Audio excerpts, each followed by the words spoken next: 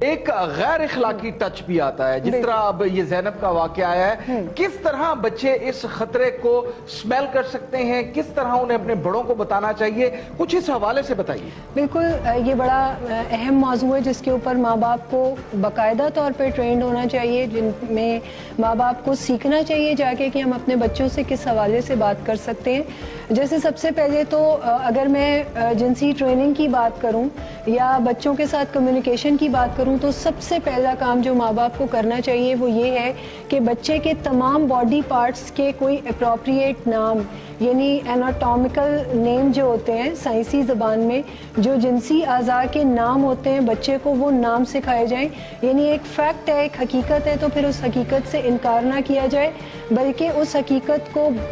اسی طریقے سے ڈیل کیا بجائے جائے۔ اس کے کہ بچے باہر سے سیکھیں، والدین خود اپنے بچوں کو یہ بتائیں اور سمجھائیں کہ یہ آپ کے باڈی پارٹس ہیں، یہ آپ کے پرائیویٹ پارٹس ہیں جن کو صرف آپ دیکھ سکتے ہیں، یا کوئی ڈاکٹر اگر ضرورت پڑے یا پھر والدین۔ بالکل، اور سب سے پہلے تو آپ باڈی پارٹس کے نام سکھاتے ہیں، اس کے بعد آپ آنرشپ سکھاتے ہیں، جس میں آپ بچے کو اس چیز پہ ٹرین کرتے ہیں کہ وہ اپنی پوری باڈی کا باس ہے اور اس کی پوری باڈی جو ہے وہ اسی کے لیے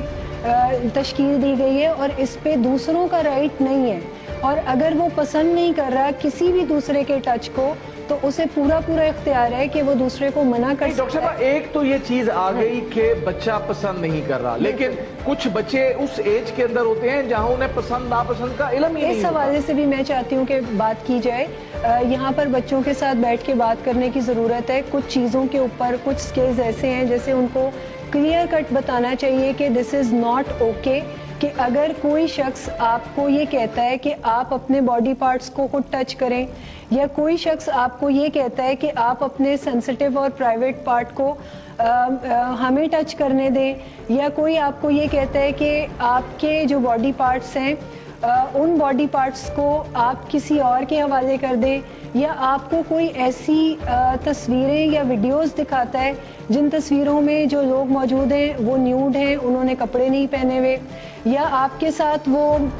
اس قسم کا کوئی بھی کام کرتا ہے، تو یہ اوکے نہیں ہے۔ اس چیز کے اوپر بچوں کے ساتھ پہلے سے بات چیت کرنی چاہیے۔ کس ایج کے اندر اس قسم کا انٹریکشن شروع کرنا چاہیے آپ؟ دیکھیں، میں اگر آپ کو بتاؤں تو اگر آپ رینج جاننا چاہتے ہیں تو میں آپ سے، میرا یہ سوال ہے کہ آپ مجھے یہ رینج بتائیں کہ آج کل اسمارٹ فون کا ایکسیس کس عمر میں بچوں کو ہم دے رہے ہوتے ہیں۔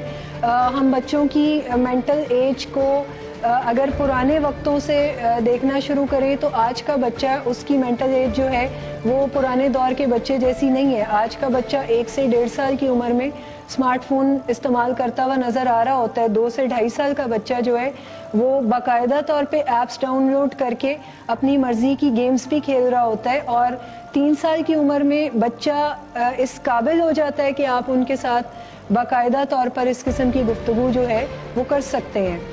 کیونکہ اگر میں آپ کو بتاؤں کہ انٹرنیٹ پہ، گوگل پہ ذرا سی اسپیلنگ مسٹیک کے ساتھ بچے جب جاتے ہیں تو وہ کچھ سے کچھ دیکھنا شروع ہو جاتے ہیں۔ یہاں پر ماں باپ کی ایک رسپانسبلٹی گائیڈنس بہت ضروری ہے، بالکل، کہ وہ گائیڈنس کے ساتھ بچوں کو ڈیوائسز دیں اور بچوں کو باقاعدہ طور پہ ٹرینڈ کریں کہ وہ کس